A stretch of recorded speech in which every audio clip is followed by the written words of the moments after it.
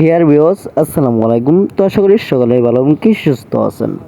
তো বরাবরের মতো আপনাদের মাঝে আবার একটি নতুন ভিডিও নিয়ে হাজির হলাম। তো আপনারা ভিডিওর স্ক্রিনে যে মাছগুলো লক্ষ্য করতে পারছেন, এগুলো হলো গিয়ে গুলশা মাছের পোনা।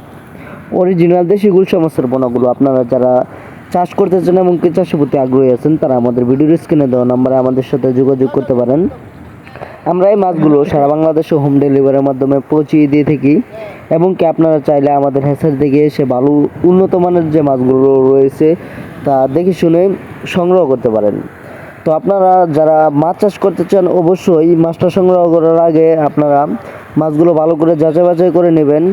যেগুলো মাছ ছোটো মাগুর থেকে তৈরি করা, ওইগুলো মাছ আপনারা সংগ্রহ করবেন না। যেগুলো বড় মাগুর থেকে তৈরি করা, ওইগুলো মাছ আপনারা সংগ্রহ করবেন। কারণ যদি বড় মাগুর থেকে সংগ্রহ করা মাছগুলো হয়, তাহলে দেখা গেল দ্রুত গ্রোথ বাড়বে এবং কি দ্রুত আপনারা বাজারে বিক্রি করতে পারবেন। এর ফলে আপনাদের ব্যবসায়ী লাভবান হতে পারবেন। তো আপনারা এই গুলশা মাছ চাষের ক্ষেত্রে আপনারা পুকুর কিভাবে নির্বাচন করবেন, তো পুকুরটা ভালো করে সিঁচে নিতে হবে। তারপর আপনারা পুকুরের চুন, সার, সমিথন এবং আরও বিভিন্ন ধরনের মেডিসিন রয়েছে, তা আপনারা ব্যবহার করে মাছগুলো পুকুরেতে ছাড়তে পারবেন। আপনারা রেনু এবং কি যে কোনো মাছের পোনা সংগ্রহ করে আমাদের কাছ থেকে ছাড়তে পারবেন পুকুরে।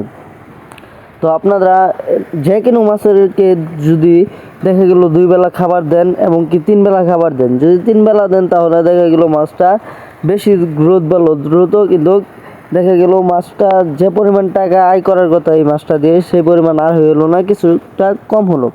আপনারা 2 বেলা মাছগুলোকে খাওয়ান দিয়ে আপনারা ভালো একটা মুনাফা আয় করতে পারবেন। হয়তো সময়টা একটু বেশি লাগবে, তারপরেও ভালো একটা মুনাফা আয় করতে পারবেন। তো 2 বেলা খাওয়ান দেওয়া হলো বেটার।